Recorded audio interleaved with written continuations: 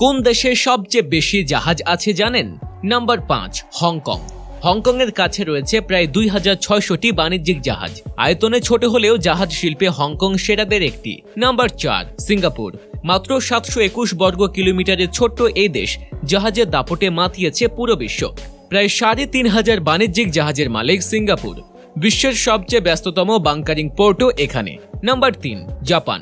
টেকনোলজির দেশ জাপানও কম যায় না। তাদের দখলে আছে প্রায় 3900টি বাণিজ্যিক জাহাজ। ওশেন নেটওয়ার্ক এক্সপ্রেস নামের কোম্পানি দিয়ে পুরো শিপিং দুনিয়া কাঁপাচ্ছে জাপান। Number 2, Greece. দেশটির জনসংখ্যা কম কিন্তু জাহাজ বেশি। বিশ্বের 17.6% বাণিজ্যিক নৌবহর নিয়ন্ত্রণ করে ইউরোপের এই দেশটি। প্রায় 4000 বাণিজ্যিক জাহাজের মালিকানা গ্রিসের হাতে। নাম্বার 1, চীন।